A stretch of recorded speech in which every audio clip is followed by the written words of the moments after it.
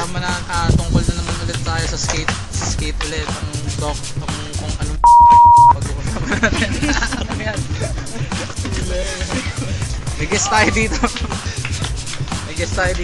Sir, let's go. Ano pong pangalan mo?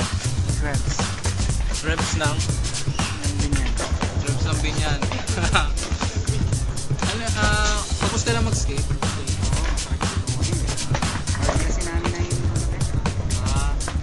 So hindi ka na mag-skate, hindi ka na kumusta naman kayo na Malparida?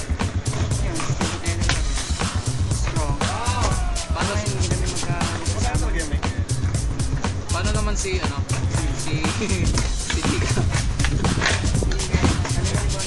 Kay Bonbon. Balita ko single na si Bonbon. Single. Sige, second Ay nga pala sa mga kapag-anak ko niya. Sumuhate, yun. Sige, back to you, Igan.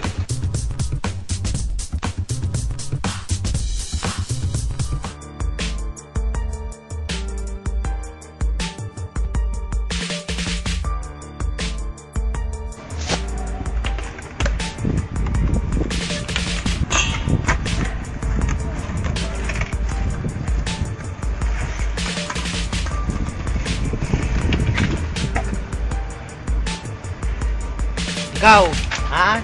Tandaan mo, ha? Yung mga turo ko sa'yo, yung motor, nakakondisyon ba? Medyo maulan ang laban mo ngayon dito. Sa disyerto, umuulan ng ano doon.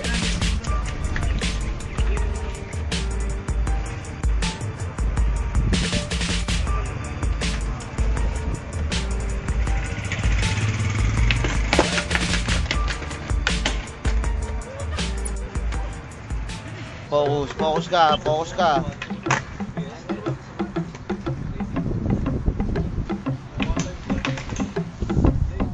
ka. Nakita mo yung isa? Binigay na pilayan, gumap ng 3 poste. Ikaw hindi mo mabuo yan? Okay, ulitin mo. Ulit. Yan. Tira. Ulit.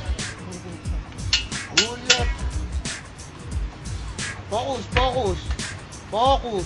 Akala mo hindi kita sisermonan, ha? Kayong dalawa, kailang inaasahan ng team. Kailangan matuto sila. Diba? Kailangan maging agresibo tayong mga coach kasi pag hindi mo sila sinermonan, wala. Hindi nila gagawin yung mga inuutos sa'yo. Mga pasabog-sabog kasi nila. Ayan na yung ano nyo. Ayan na yung magiging mga ano natin dyan. Ayan na, ina-assemble na, dinideliver na. Yan na yun. Yung mga bago yung deck, ayun yung mga gagamitin yung mga bagong deck, i-assemble. Pang waterproof. Yan ang mga tira. Isa pa. Yan. Sabay susunod yung tirang ganyan, ha. Focus ka.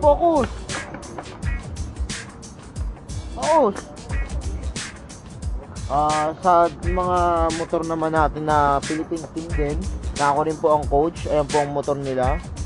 Isa pong Ninja, sa isa pong Ninja rin na Violet team.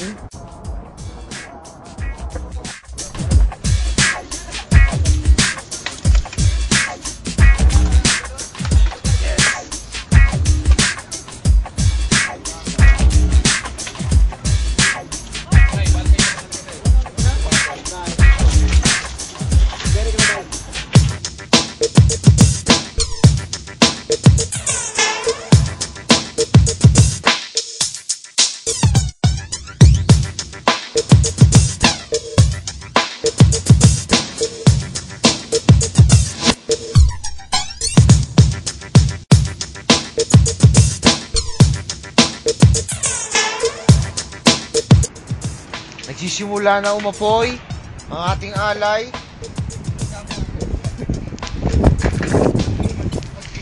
Amoy na. Wala na tayong magagawa. Ang nakita na lang natin sa mahal na ating kapatid, ang kanyang damit. Yan na lang po nakita natin. At ang kanyang reserva pong damit, nakita rin po natin.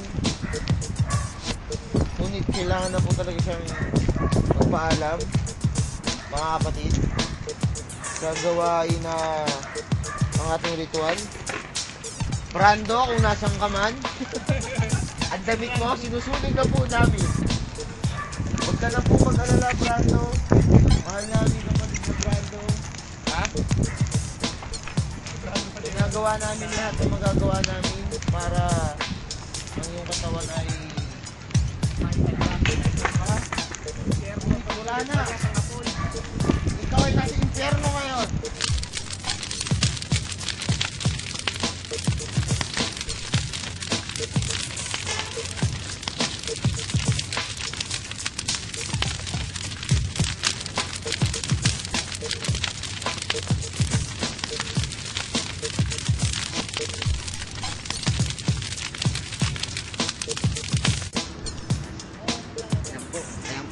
Ayan po ginagawa na ating barangay.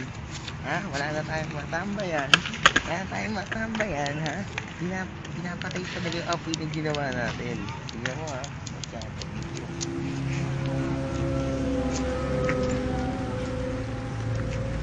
Nakita po natin yun. Paano na pinatay ang apoy. At sila yung ano. Pinatay na lang ang apoy natin. Yan po ang gobyerno, walang suporta sa Pilipinas, walang suporta sa mga player natin ng Team Pilipinas. Wala silang suporta, diba?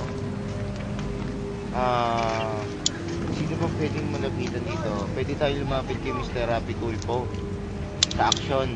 Kay Rapi Tulfo tayo para makakita natin ang gobyerno na ba ginagano ng mga player natin, ang Philippine team natin.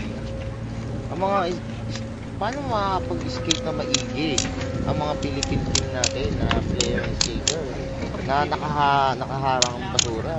Ngayon sinunog, pinatay naman ang barangay. Kung hindi ba naman isa't kalahating tanga ang mga hindi sila nagtatangkap dyan. diba? Putangin ng barangay mo. Ayan po. Ayan po. Nakita nyo na. Sinusunog po ang katawan, ang damit ni Brando. Kasi siya po ay kasama sa Lumindol sa Japan. Na tsunami na si Brando na samantalang nag-i-skate po sila noon, comfy, nagkaroon ng tsunami. Ayan po, nag-alay na po si Apu. Si Apu Skater. Si Apu Skater po, ang ritual na lagi pong nag-aalay sa ating kapatid na si Brando. Damit lang mo talaga nakita eh. Ngunit pinatay pa ho ng putang ng mga barangay tanod na yan. Ang ating apoy, ang ating ritual. Magbabalik.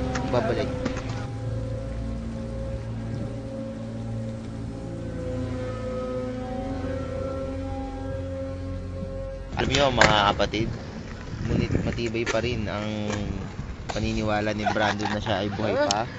Kasi umaapoy pa rin. Hindi niya alam nandun pa yung damit ni Brando, umaapoy pa rin. Huwag mong patay ng damit. Parang awa mo si Brando namatay sa tsunami sa Japan. Para manahimik na ang kaluluwa niya. Kaya mo barangay maghirap. Papasalamat sa ating ritual. Ayan po. Sabi, maraming salamat. Yan po. Maraming salamat daw po sa ritual na ginawa natin ni Brando. Na habang sumasabak sa Kompi sa Japan, nagkaroon ng tsunami. Yan po, sinunog na po yung damit. Tagtigs na rin po yung magulang. Siguro po, hintayin na lang po natin yung susunod na laban ng player na team. Sana manalo ang Philippine team. Mabuhay ang Pilipinas. Mabuhay.